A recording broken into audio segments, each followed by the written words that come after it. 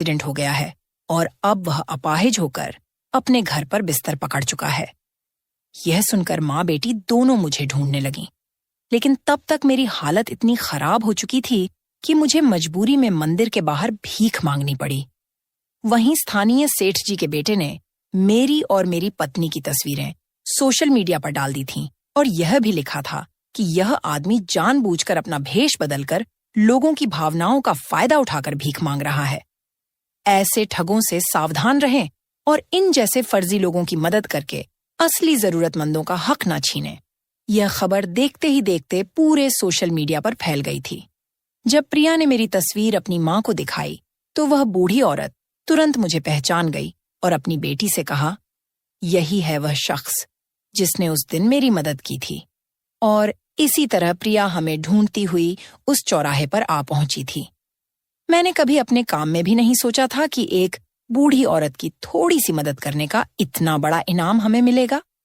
प्रिया एक सामाजिक कार्यकर्ता थी और एक बहुत बड़ी संस्था चलाती थी जिससे वह सैकड़ों जरूरतमंद परिवारों की देखभाल कर रही थी। यह सब वह अपने दिवंगत पिता की सीख को पूरा करने के लिए कर रही थी। प्रिया ने मेरा बेहतरीन इलाज करवाया और 2 महीने बाद ही मैं अपने पैरों पर खड़ा हो गया था। मैंने अच्छे दिनों में मैट्रिक तक की पढ़ाई की हुई थी। जैसे ही मेरी तबीयत ठीक हुई, प्रिया ने मुझे अपनी संस्था में ही एक सामाजिक कार्यकर्ता के रूप में रख लिया। मेरी पत्नी ने भी प्रिया के घर में नौकरी कर ली थी और वह अब उस बुजुर्ग माँ का ख्याल रखती थी जिनका नाम सावित्री था। जब भी मैं प्रिया के साथ किसी जरूरतमंद व्यक्ति को ढूंढने और उसकी मदद करने जाता हूँ तो मुझे भीतर से एक आत्मिक खुशी होती है जिसे मैं शब्दों में नहीं बयां कर सकता। अगर वे लोग जिन्हें भगवान ने दौलत दी है जरूरतमंदों का ध्यान रखना शुरू कर दें तो ना कोई भूखा सोएगा और ना ही कोई गरीब और मजबूर इंसान अपनी लाचारी में आत्महत्या करेगा। बुरा समय एक ऐसी परीक्षा होती है जो अच्छों को भी झुका देती है। इसी तरह 3 साल बीत गए। मेरा बेटा अब 11 साल का हो चुका था और एक बेहतरीन स्कूल में पढ़ाई कर रहा था। एक दिन हमें सूचना मिली कि कुछ नालायक औलादों ने एक बुजुर्ग को कचरे के ढेर पर फेंक कर भाग गए हैं। स्थानीय लोगों ने हमारी संस्था का नंबर ढूंढकर हमें बुलाया। मैं अपने 2 साथियों के साथ एम्बुलेंस में उस जगह पहुंचा। जब हमने कचरे के ढेर में लिपटे उस बीमार और बेहोश बुजुर्ग को सीधा किया तो मैं अंदर तक कांप गया। वो और कोई नहीं बल्कि हमारे मोहल्ले का वही अत्याचारी इंसान सेठ रमेश था जिसे सब सेठ जी कहकर बुलाया करते थे। ईश्वर के न्याय की तराजू ने अपना फैसला सुना दिया था। मुझ पर, मेरी पत्नी पर और न जाने कितने बेबस लोगों पर जुल्म करने का नतीजा सेठ रमेश को इसी धरती पर मिल चुका था। मेरी आंखों में आंसू आ गए। मैं तो एक गरीब और लाचार इंसान था, बदला नहीं ले सका, लेकिन भगवान की अदालत में इंसाफ हो चुका था। यह कहानी यह भी सिखाती है कि कभी भी किसी की मदद करने से पीछे ना हटो, क्योंकि छोटी सी मदद भी कभी बहुत बड़ा फल बनकर लौट सकती है। और जो लोग दूसरों पर जुल्म करते हैं उन्हें ईश्वर की अदालत में जरूर न्याय मिलता है, भले ही देर से। तो दोस्तों, यह थी आज की कहानी। इस कहानी के बारे में आपकी क्या राय थी, यह कमेंट बॉक्स में जरूर बताइए। अगर आपको कहानी पसंद आई हो तो वीडियो को लाइक करें और चैनल को सब्सक्राइब करें और बेल आइकन पर क्लिक करके इसे ONL पर सेट करें ताकि आपको नए वीडियो की सूचना तुरंत मिल जाएगी। आज के दौर में मेरी छठी बेटी विदेश में डॉक्टरी की पढ़ाई कर रही थी। वहां पर वह नौकरी भी करती थी, जिसके नसीब से आज मेरा घर खुशियों से भर गया था। मैंने अपनी छठी बेटी को 20 लाख रुपए में अपनी मालकिन को बेच दिया था। मालकिन ने मेरी बेटी को पढ़ाने के लिए विदेश भेज दिया था। वहां पर उसे एक लड़का भी पसंद आ गया था, पर मालकिन नहीं चाहती थी कि वह विदेश में शादी करे। मालकिन चाहती थी कि वह भारत आए और अपने हाथों से मालकिन उसकी शादी करवाए। वह अपने अरमानों को पूरा करना चाहती थी, क्योंकि मालकिन ने जो गुनाह उसके साथ किया था उसके लिए वह हमेशा शर्मिंदा रहती थी। वह अपने उस गुनाह का प्रायश्चित करना चाहती थी, क्योंकि जो जुल्म 6 साल पहले उसके साथ हो चुका था वह कभी भी नहीं भूल पाती थी। हुआ कुछ यूं था। मेरी 6 बेटियां थीं। इस बार जब बेटी पैदा हुई तो मैंने उसे एक बेऔलाद जोड़े को बेच दिया और खुद दूसरे शहर चली गई। 20 साल बाद मेरी बेटी की याद आई। वह जवान होकर कैसी हो गई होगी। तब मैं भिखारन बनकर अपनी बेटी से मिलने गई और उस बंगले पर पहुंच गई जहां मैंने अपनी बेटी को 20 लाख रुपए में बेचा था। मैं मुस्कुराती हुई उस बंगले के अंदर दाखिल हो गई, मगर सामने बैठी औरत को देखकर तो मेरा दिमाग ही चकरा गया, क्योंकि आज कई साल बाद मैं अपनी बेटी से मिलने उस हवेली पर आई थी जिसे मैं हमेशा हमेशा के लिए उन्हें सौंप कर चली गई थी। मुझे तो लगता था कि यह हवेली आज भी पहले की तरह अपनी शान और शौकत से बुलंदियों पर खड़ी होगी, मगर उसकी इतनी बुरी हालत देखकर मेरे दिल को कुछ हुआ था। सबसे पहले मुझे अपनी बेटी का ख्याल आया, जिसका नाम भी मैंने अभी तक नहीं रखा था, और उसे उस बांझ मालकिन की गोद में डालकर चली गई थी। गेट के पास पहुंची तो यह देखकर हैरान रह गई कि गेट पर बड़ा सा ताला लगा हुआ था। ऐसा बुरा हाल तो मैंने कभी सपने में भी नहीं सोचा था। मैं रोने लगी। पहले ख्याल मेरे दिमाग में यही आया कि क्या अब मैं दोबारा कभी अपनी बच्ची से मिल पाऊंगी। मैं रो रही थी, तभी मोहल्ले का एक आदमी मेरे पास आया। वह मुझे पहचान चुका था। उसने कहा, नाजिया, तुम इतने सालों बाद यहां कैसे आई हो? मैं यह न बता सकी कि मैं अपनी बच्ची से मिलने आई हूं। मैंने उस आदमी से कहा, मुझे मालकिन की याद आ रही थी तो मैं उनसे मिलने आ गई। सोचा उनसे जाकर मिलाऊं, मगर यहां तो बड़ा सा ताला लगा है। क्या ये लोग घर छोड़कर चले गए हैं या उन्होंने कहीं और घर बना लिया है? उस आदमी ने ना में सिर हिलाया और बोला, नहीं नहीं, वे कहीं नहीं गए। आज भी वे लोग इसी घर में रहते हैं। मैं उसकी बात सुनकर हैरान हुई और बोली, आप यह क्या कह रहे हैं? वह आदमी बोला, अच्छा हुआ नाजिया, तुम इस घर का काम छोड़कर चली गई थी, नहीं तो तुम भी आज उनके साथ जुर्म में पूरी तरह शामिल होती। मैंने कहा, कैसा जुर्म और कैसा गुनाह? उसने कानों को हाथ लगाया और बोला, मैं अपने मुंह से बताते हुए डरता हूं। मेरे घर में भी मेरी बहन बेटियां हैं। ऐसी बात मुंह से निकालते हुए भी अल्लाह से डर लगता है। मैंने मोहल्ले वालों से बात की है। हम इस गुनाह के दलदल को इस मोहल्ले से हमेशा के लिए साफ कर देंगे। उनकी इस तरह की गलत हरकतें देखकर हमारी बच्चियों के दिमाग पर गलत असर पड़ता है। वे हमसे इस घर के बारे में सवाल करती हैं तो हमारा सिर शर्म से झुक जाता है।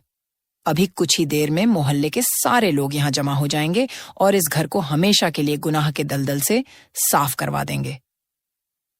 वह आदमी कोई और नहीं बल्कि मेरे मालिक का चचेरा भाई था। हम सब उसे इमरान साहब कहकर पुकारते थे। मैं बोली, इमरान साहब, आपकी तो सारी जिंदगी यहीं गुजरी है। आप तो मालकिन को जानते हैं कि वे कितनी शरीफ हैं। अब आप यह सब कैसे कह रहे हैं? उससे पहले कि वह मुझे कोई और बात बताता, हमें कुछ और आदमियों की बोलने की आवाज आने लगी। मैंने पीछे मुड़कर देखा तो आसपास के मोहल्ले वाले आकर जमा हो रहे थे। आज बहुत बड़ा फैसला होने वाला था। हर किसी की जुबान पर यही बात थी कि आज इस मोहल्ले का यह गुनाह का दलदल हमेशा हमेशा के लिए साफ हो जाएगा। ये गुनाहगार लोग यहां से चले जाएंगे, नहीं तो हमारे मोहल्ले में ऐसा अजाब नाजिल होगा कि हम सब उसी में डूब कर रह जाएंगे। यहां सब लोग गुस्से का शिकार थे, मगर उस वक्त मेरी हालत बहुत बुरी हो रही थी। मेरे पूरे जिस्म में सनसनी दौड़ रही थी। मेरी आंखों से आंसू गिर रहे थे। मेरी नजरों के सामने मेरी उस नन्ही सी बच्ची का चेहरा घूम रहा था, जो बस कुछ देर की मेहमान थी और मैंने उसे अपने जिस्म से जुदा करके मालकिन की गोद में डाल दिया था। क्या मैंने उसे गुनाह के दलदल में फेंक दिया था? हमारे मोहल्ले के मस्जिद के मौलाना साहब आगे बढ़े और उन्होंने घर का दरवाजा खटखटाना शुरू कर दिया। फिर उन्होंने तेज आवाज में कहा, अहमद साहब, आकर यह दरवाजा खोलिए। आपके खिलाफ मोहल्ले वालों को कुछ कहना है। वे आकर दूर करें, नहीं तो आप ये घर छोड़कर चले जाएंगे। पीछे से एक आदमी बोला, नहीं नहीं इमाम साहब, हम सब इस आदमी को ऐसे ही इस मोहल्ले से जाने नहीं देंगे, बल्कि इसे इबरत का निशान बना देंगे।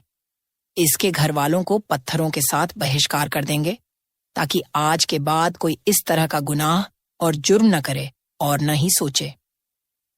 मौलाना साहब ने कहा, चुप कर जाओ। अगर तुम लोग मुझे यहां फैसला करने के लिए लाए हो तो मुझे ही ये मामला देखने दो। मैं दिल ही दिल में दुआएं करती जा रही थी, या अल्लाह, मेरी बच्ची इस घर में महफूज हो। बड़ी देर तक इमाम साहब दरवाजा खटखटाते रहे, मगर घर में से किसी ने दरवाजा खोलने की हिम्मत न की। तभी कुछ नौजवान आगे बढ़े। उन्होंने मौलाना साहब से नजरों से इजाजत तलब की। मौलाना साहब ने हाँ में सिर हिलाया तो 2 लड़के दीवार फलांगकर घर में दाखिल हो गए। फिर उन्होंने गेट के सामने एक छोटा सा दरवाजा खोल दिया। मौलाना साहब आगे बढ़ गए। अभी और भी लोग अंदर की तरफ दाखिल होने लगे, मगर मैंने सबको धक्का देकर पीछे कर दिया और खुद अंदर की तरफ भाग गई। भागते भागते आंगन में गई। जैसे ही मेरी नजर मेरी बच्ची पर पड़ी, मैं जमीन पर गिर पड़ी। मेरी आंखों से आंसू बहने लगे। मैं चिल्लाकर बोली, इतना बड़ा गुनाह, इतनी बड़ी ज्यादती। तभी सब लोग घर के अंदर दाखिल हो गए, जबकि मेरी बच्ची भागकर मेरे पास आई। मैं गर्भवती थी। मेरे ऊपर तले 5 बेटियां पैदा हो चुकी थीं।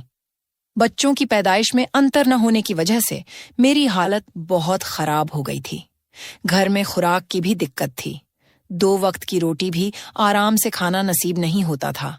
मैं माँ थी, अपना पेट काटकर अपने हिस्से का खाना भी बच्चों को दे देती थी ताकि उनका पेट भरा रहे।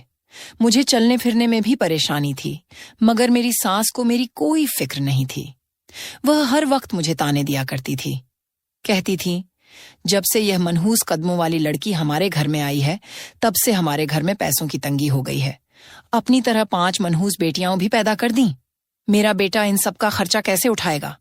ये बातें सुनकर मेरा दिल कांप कर रह जाता था, मगर मेरी सास इतने में भी बस नहीं करती थी। वह आगे कहती थी, अगर इस बार भी तूने बेटी जन्म दी तो तुझे तलाक दिलवा दूंगी। अपने बेटे की शादी कहीं और करवा दूंगी। हमें नहीं चाहिए बेटियां। अल्लाह मेरे बेटे को बेटा दे जो मेरे बेटे का सहारा बने और उसके साथ मिलकर रोज कमाए। पहले तो मेरी सास मेरे साथ लड़ती थी तो मेरा शौहर बड़ा तरस खाता था। वह अपनी माँ से कहता था, खुदा के लिए आप ऐसी बातें न किया करें। नाजिया मेरी बीवी है और उसका ख्याल रखना मेरी जिम्मेदारी है। पहली 2 बेटियां हुई तो मेरा शौहर अच्छा था। तीसरी बेटी के बाद भी मेरा शौहर खामोश ही था, मगर उसने कोई बुरी बात मुंह से नहीं निकाली थी। चौथी बेटी के बाद मेरा शौहर उदास होकर मेरी तरफ देखने लगा और कहने लगा, काश इस बार बेटा हो जाता तो मम्मी मुझे तंग न करती। मैं उसकी बातें सुनकर ठंडी आह भर कर रह गई थी। मगर जब 5वीं बेटी पैदा हुई तो मेरे शौहर के माथे पर बल पड़ गए थे। वह कहने लगा, मैं अकेला कमाने वाला हूं, मेरी नौकरी भी अच्छी नहीं है, मैं दिहाड़ी करने वाला बंदा हूं। कभी काम मिलता है तो कर लिया, कभी न मिला तो घर बैठे रहो। मैं इतनी बच्चियों का खर्चा कैसे बर्दाश्त करूंगा? अब की बार जब मेरी 5वीं बेटी हुई तो मेरा शौहर मेरा हाल तक न पूछता था। उसे मेरी कोई परवाह नहीं थी। पहले पहल तो वह मुझसे प्यार करता था, मगर जैसे जैसे हमारी शादी को समय गुजरता गया, मेरा शौहर मुझसे दूर होता गया। आज मेरी तबीयत बहुत ज्यादा खराब थी तो मैंने अपने शौहर का हाथ पकड़ लिया। रोते हुए कहा, आसिफ, आप मेरे साथ ऐसा क्यों करते हैं? जैसे मुझे देखा ही ना हो। क्या मैं तुम्हारी बीवी नहीं हूं? क्या मैं तुम्हारे बच्चे की मां बनने वाली नहीं? मेरी जिम्मेदारी तुम पर है, फिर तुम ऐसा क्यों करते हो? मेरे शौहर ने मुझे अजीब नजरों से देखा और कहा, हाँ, तुम जब से ब्याह कर इस घर में आई हो, मुझ पर जिम्मेदारियां और बढ़ाती जा रही हो। कभी भी तुमने अच्छी खबर नहीं सुनाई। मैं भी इंसान हूं, मैं भी तंग आ गया हूं। मैं यह सब बर्दाश्त नहीं कर सकता। उसकी बात सुनकर तो मेरे हौसले बिल्कुल बेहाल हो गए थे। मैं बोली, क्या बर्दाश्त नहीं कर सकते? बच्चियों की पैदाइश में मेरा कोई गुनाह नहीं है, यह तो अल्लाह की देन है। मेरा शौहर कहने लगा, बस बस, बहुत हो गई बातें, उठो, जाओ, मेरा सिर न खाओ। अब मेरे शौहर को न तो मेरी फिक्र थी और न ही बच्चों की। वह खुद तो बाहर से पेट भरकर खा आता था, जबकि उसकी माँ के लिए उसकी शादीशुदा बहन खाना दे जाती थी। वह भी इसी मोहल्ले में रहती थी। पीछे मैं और मेरी बेटियां भूखी रह जाती थीं। मैंने मोहल्ले की एक औरत से कहा, अगर तुम्हारी नजर में कोई ऐसा घर है जिसमें नौकरानी की जरूरत हो तो मुझे लगवा देना। मेरे घर के हालात अच्छे नहीं हैं। मेरी पड़ोसन ने कहा, तुम इस हालत में कैसे काम करोगी? तुम तो खुद गर्भवती हो। मैंने कहा, मैं काम कर लूंगी, तुम इस बात की फिक्र न करो, बस मेरे लिए नौकरी ढूंढ दो। मेरी पड़ोसन ने हामी भर ली और फिर अगले ही हफ्ते उसने सचमुच मेरे लिए काम ढूंढ दिया। उसने कहा, एक बहुत बड़ी हवेली है जहां ज्यादा लोग नहीं रहते। वहां बस 2 मियाँ बीवी रहते हैं। उनकी कोई औलाद भी नहीं। तुम उनके घर पर काम कर लिया करो। तुम पर ज्यादा बोझ नहीं पड़ेगा और वे तुम्हें अच्छा खासा वेतन भी देंगे। मैंने जल्दी हामी भर ली और कहा, आज रात अपने शौहर से बात करूंगी। कल से मैं काम पर जाने लगूंगी। मेरी पड़ोसन ने कहा, ठीक है, कल मैं तुम्हें अपने साथ ले चलूंगी और तुम्हें मालकिन से मिलवा दूंगी। मैं शाम को अपने शौहर का इंतजार कर रही थी। न जाने मेरे दिल में यह ख्याल बार बार क्यों आ रहा था कि क्या पता वह ऐसा कहेंगे कि तुम्हारी हालत ठीक नहीं है, तुम किसी के घर काम करने नहीं जाओगी, तुम्हारी जिम्मेदारी मेरी है, मैं ही सब कुछ पूरा करूंगा। शाम को जब मेरा शौहर काम से वापस आया तो मैंने उसे कहा, मुझे एक हवेली में काम मिल गया है। अगर आप इजाजत दें तो मैं उस हवेली में काम के लिए जाया करूंगी। आसिफ ने मेरी तरफ अजीब नजरों से देखा और बोला, कैसा काम है? मैंने कहा, साफ सफाई का और खाना पकाने का। आसिफ कहने लगा, शुक्र है कि तुमने आज कोई अच्छी खबर सुनाई। जाओ, जाकर काम करो ताकि मेरे सिर का थोड़ा बहुत बोझ कम हो जाए। मुझे इस बात की खुशी भी थी कि मुझे काम की इजाजत मिल गई, मगर मेरे अंदर का जो मान था वह टूट गया था। जब एक औरत का मान सम्मान टूट जाता है तो पीछे क्या रह जाता है? मान सम्मान टूट गया तो समझो एक औरत टूट गई। बाहर बस एक जिंदा लाश रह जाती है। अगले दिन मुझे पड़ोसन मालकिन के घर ले गई। उसने मेरी हालत देखी तो कहने लगी, नाजिया, तुम घर की सफाई कैसे करोगी? तुम तो खुद गर्भवती हो। मुझे तुम्हारी पड़ोसन ने तुम्हारे बारे में सब कुछ बता दिया है। मैंने कहा, मालकिन, आप बिल्कुल फिक्र न करें। यह कौन सा मेरा पहला बच्चा है कि मैं नाजुक बनकर बिस्तर से लग जाऊंगी। मैं 6ठी बार गर्भवती हूं और जैसे अपने घर के इतने काम करती हूं वैसे यहां भी कर लिया करूंगी।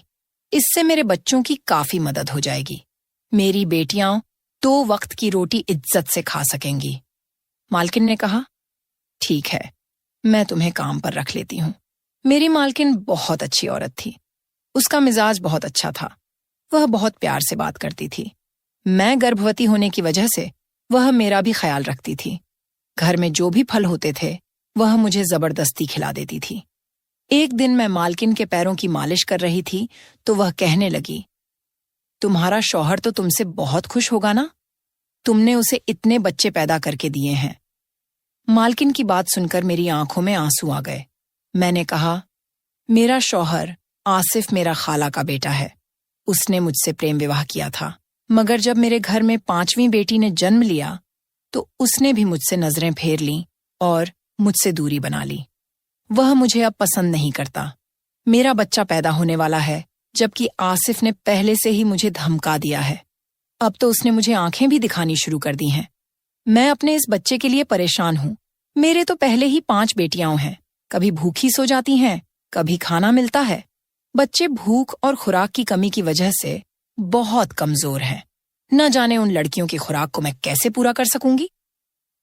मालकिन थोड़ी उदास होकर कहने लगी, या अल्लाह, तेरी मर्जी, तू ही जाने। किसी पर कर्म करता है तो करता ही चला जाता है। किसी को इतनी औलाद देता है कि उसे संभाले नहीं संभलता और कोई औलाद के लिए तरसता रहता है। नाजिया, तुम्हें पता है कि मेरी शादी को पूरे 7 साल हो गए हैं, मगर अभी तक मुझे औलाद की खुशी नसीब नहीं हुई। मेरी सास अपने पोते को गोद में खिलाने का सपना लेकर कब्र में जाकर सो गई। मेरे यहाँ अल्लाह ने रहमत नहीं भेजी। मैंने तरह तरह के अच्छे अच्छे डॉक्टरों से अपना इलाज करवाया। मेरे शौहर ने भी अपने सारे टेस्ट करवाए हैं। सब ठीक है, मगर अल्लाह की तरफ से देरी है। मेरा बड़ा दिल करता है कि मैं कोई बच्चा गोद ले लूं, मगर मेरा शौहर उस पर भी राजी नहीं होता।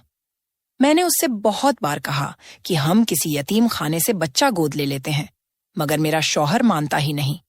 अब तुम ही बताओ, मैं क्या करूं? मेरी मालकिन की बातों में इतनी बेबसी थी कि मेरा दिल कट कर रह गया था।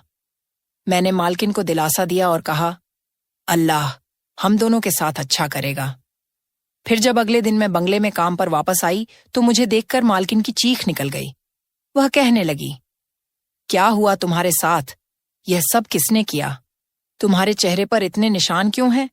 मुझे देखकर वह बुरी तरह घबरा गई थी। मेरी आंखें भी सूजी हुई थीं। मैं रोने लगी और बोली, कल मेरे शौहर ने मुझ पर हाथ उठाया है। वह इस बच्चे को दुनिया में नहीं लाना चाहता।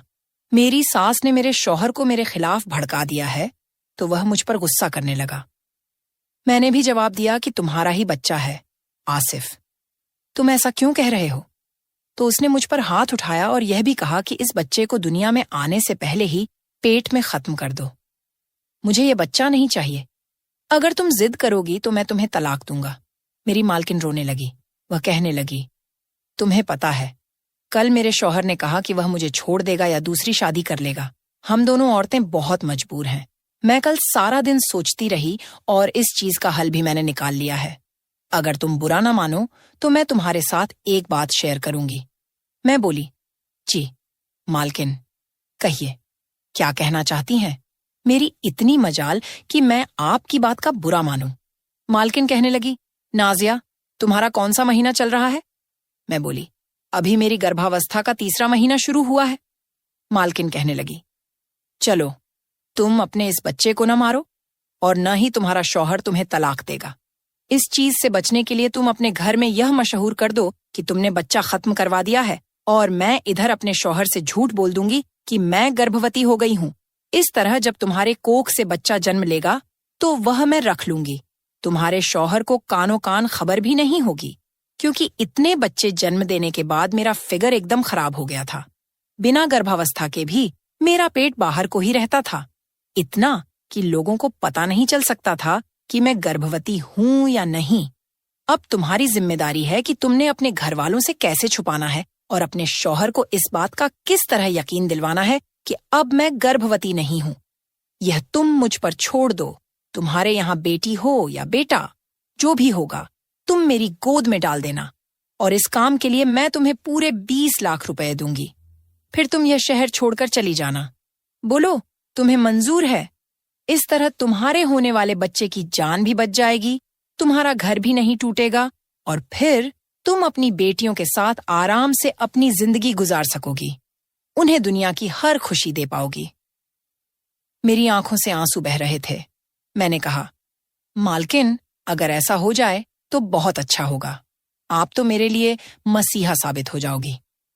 उस दिन हम दोनों औरतों ने अपने गमों को दूर करने के लिए यह फैसला कर लिया था कि हम यह बात पूरी दुनिया से छुपा कर रखेंगे। मैं शाम को घर वापस गई तो मेरा शौहर सामने ही बैठा हुआ था। उसके तेवर खराब दिख रहे थे। वह कहने लगा, हाँ, मुझे बताओ, तुमने क्या फैसला किया है? तुम्हें इस घर में रहना है या फिर अपनी छठी बेटी को इस दुनिया में लाना है? मैंने अपने शौहर का हाथ पकड़ लिया और उससे कहा, मैं तुम्हारे साथ रहना चाहती हूं। कल ही मैं अस्पताल जाकर इस बच्चे को खत्म करवा दूंगी। तब कहीं जाकर मेरे शौहर का मिजाज ठीक हुआ था। मेरी सांस बड़ी खुश हो गई थी, लेकिन मैं अंदर से टूट कर रह गई थी। अब जब भी मैं काम करने जाती, मेरी मालकिन मुझे काम न करने देती, बल्कि सारा दिन कहती, तुम आराम करो, क्योंकि तुम्हारी कोख में मेरी अमानत पल रही है। और फिर जबरदस्ती मुझे खाना भी खिला दिया करती थी। फल फूल तो वह हमेशा मेरे लिए तैयार ही रखती थी। मालकिन ने घर में एक और नौकरानी रख ली थी। मेरे आराम का वह पूरा ख्याल रख रही थी। इस तरह मुझे आराम दिया जाता। महीने के आखिर में मालकिन मेरे हाथों पर तनख्वाह रख दिया करती थी। इस तरह मेरे दिन बड़ी अच्छी तरह से बीत रहे थे। मुझे मेरी किसी भी गर्भावस्था के बीच इतना आराम नहीं मिला था। यह तो मालकिन का बड़प्पन था कि वह मेरा ख्याल रख रही थी। मेरी सास भी बहुत अच्छी हो गई थी। मालकिन ने मुझसे कहा था, तुम आजकल अपने घरेलू तनाव से भी दूर रहा करो। अगर तुम्हारा शौहर तुम्हारे साथ लड़ता है तो भी उसके बारे में कुछ न सोचा करो। तुम अपने आप को हमेशा सामान्य रखा करो, इससे तुम्हारे बच्चे की सेहत पर भी काफी असर पड़ेगा। मैं तो मुस्कुरा देती थी, कहती थी, ऐसा कैसे मुमकिन है? जब मेरे बच्चे भूखे होते हैं तो मैं तनाव कैसे न लूं? मालकिन मेरी बच्चियों के लिए भी खाना भेजने लगी थी। शौहर का मिजाज अब काफी अच्छा हो गया था, क्योंकि उसका खर्चा घट गया था। मैंने मालकिन से पूछा, आपके शौहर का रवैया आपके साथ अब कैसा है? क्या वह अभी भी दूसरी शादी करना चाहते हैं? मालकिन के चेहरे पर उदासी फैल गई थी।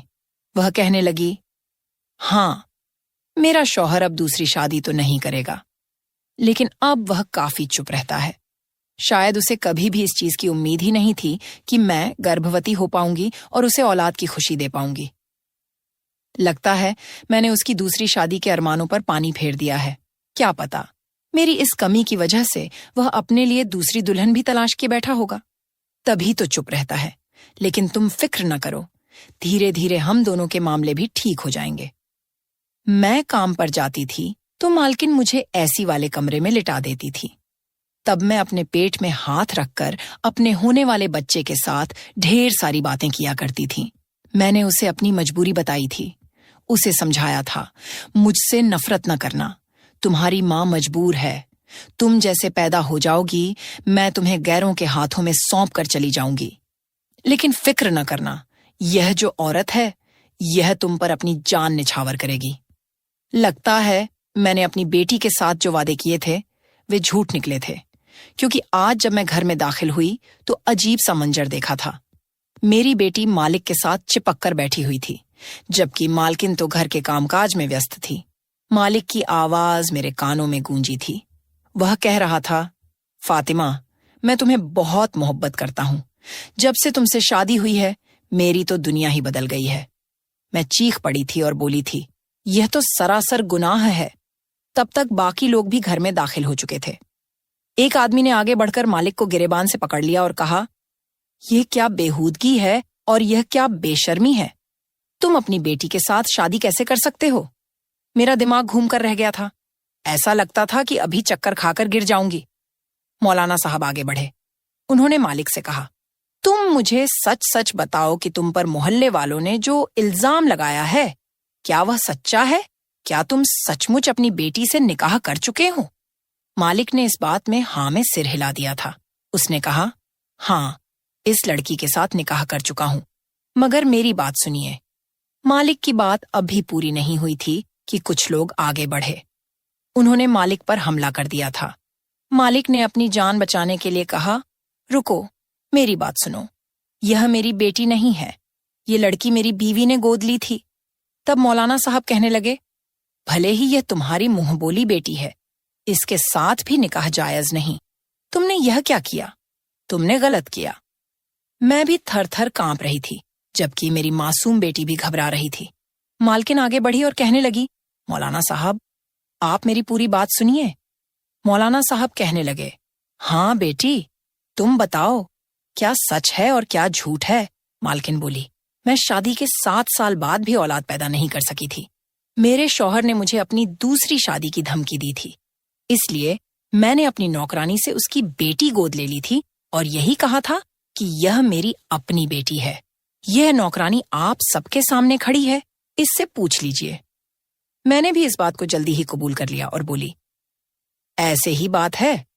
तब मालकिन कहने लगी, मैंने अपने शौहर को बताया कि मैं गर्भवती हूं, मगर मेरा शौहर खुश नहीं हुआ था। जिस रोज यह बच्ची मेरी गोद में आई, उस दिन मेरे शौहर ने मुझसे कहा, मैं तुम्हें अभी के अभी तलाक देकर घर से निकाल दूंगा, नहीं तो मुझे सच सच बता दो, ये किसकी बेटी है? मैंने अपने शौहर को यकीन दिलाने की कोशिश की कि इस बच्चे को मैंने ही जन्म दिया है। तब मेरा शौहर कहने लगा, मैं तो बांझ हूं, मैं तो औलाद पैदा कर ही नहीं सकता, फिर ये किसकी बेटी है? तुमने कहाँ अपना मुंह काला किया है? ये बात सुनकर तो मैं घबरा कर रह गई थी। मैं बोली, मैंने कहीं भी अपना मुंह काला नहीं किया, बल्कि यह बच्ची मैंने नौकरानी से ली है, उसे मैं अपनी बेटी बनाकर रखूंगी।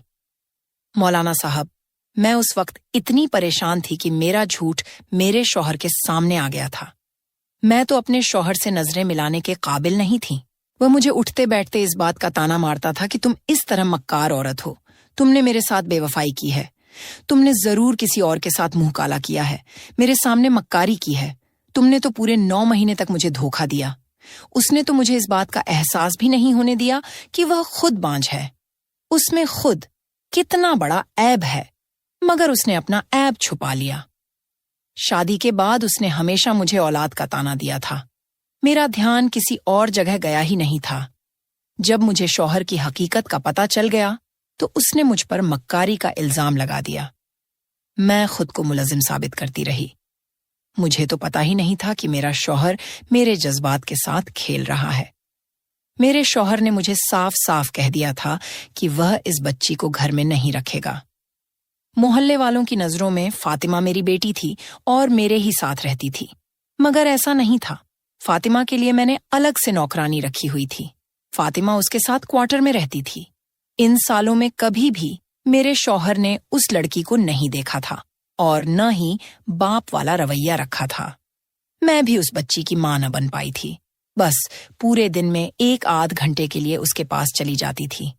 मेरा शौहर अभी भी मेरे साथ बहुत बुरा था। वह मुझे देखकर गुस्से से मुस्कुरा दिया करता था और कहता था, मेरे सामने तुमने नकली गर्भावस्था का नाटक किया। न जाने तेरे कितने यार होंगे। मेरे नाक के नीचे क्या क्या करती रही होगी। मैं तो इन बातों में ही उलझ कर रह गई थी। कभी पलटकर सवाल करने का ख्याल ही नहीं आया कि झूठा इंसान तो तुम हो। तुमने मेरी जवानी को अजाब बना डाला।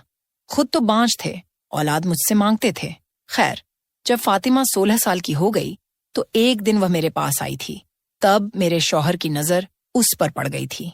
वह पूरा साल खामोश रहा, कुछ नहीं बोला। मगर जब वह 20 साल की हो गई तो मेरे शौहर ने मेरे सामने तलाक के कागज रख दिए। कहने लगा, तुम्हें तलाक दे दूंगा, नहीं तो मेरा निकाह फातिमा से करवा दो। मेरा शौहर जानता था कि तलाक ऐसी चीज है जिससे मैं बहुत डरती थी, क्योंकि मेरे माँ बाप का इंतकाल हो चुका था और मेरे पास रहने के लिए कोई ठिकाना नहीं था। फातिमा भी उससे निकाह नहीं करना चाहती थी, मगर वह भी मेरी तरह मजबूर थी। उसके पास कोई और चारा नहीं था। फातिमा से निकाह करने के बाद मेरे शौहर ने मुझे इस घर की नौकरानी बना दिया और फातिमा को मालकिन। न जाने मोहल्ले में यह बात कैसे फैल गई थी। अच्छा ही हुआ। फातिमा आगे बढ़कर कहने लगी, मुझे इस आदमी से तलाक चाहिए। मौलाना साहब ने पुलिस को बुला लिया और फातिमा से जबरदस्ती निकाह का मुकदमा दर्ज हो गया। मालिक को पुलिस ले गई। फातिमा को मालिक से तलाक हो गया। मालकिन ने भी अहमद से तलाक ले लिया था और अपनी जायदाद समेटकर फातिमा के साथ दूसरे शहर में शिफ्ट हो गई थी। मगर जाने से पहले मुझे फातिमा को गले लगाने का मौका मिल गया था। मेरी उस बेटी के नसीब से अल्लाह ने मेरी 5 बेटियों का नसीब खोलकर रख दिया था। मालकिन के हवाले जब मैंने फातिमा को किया था तो मेरी जिंदगी बदल गई थी। मेरा शौहर मेरे साथ अच्छा हो गया था। मेरी बेटियों को खुराक मिलने लगी थी। बच्चियों को अच्छे स्कूल में दाखिला दिलवा दिया था। मालकिन के दिए गए 20 लाख से मैंने चूड़ियों की दुकान खोली थी। मेरी बड़ी बेटी सारा, जो अब 22 साल की थी, ने ब्यूटिशियन का कोर्स करके पार्लर खोल लिया था। छोटी बेटी आयशा, जो 18 साल की थी, ने सिलाई का कोर्स करके बुटीक खोल लिया था। तीसरे नंबर की बेटी जैनब, जो 20 साल की थी, ने मेहंदी डिजाइन का कोर्स करके लाखों रुपए कमाती थी। अब मेरे घर में किसी चीज की कोई कमी नहीं थी। अपना घर, अपनी गाड़ी। मेरा शौहर तो अब मेरी बेटियों को दुआएं देता न थकता था। मेरी 2 छोटी बेटियां, रुखसार और हिना, जो 16 और 15 साल की थीं, अब भी कॉलेज में पढ़ रही थीं। मेरी सास भी अब मेरी 5 बेटियों की खूब सराहना करती थी।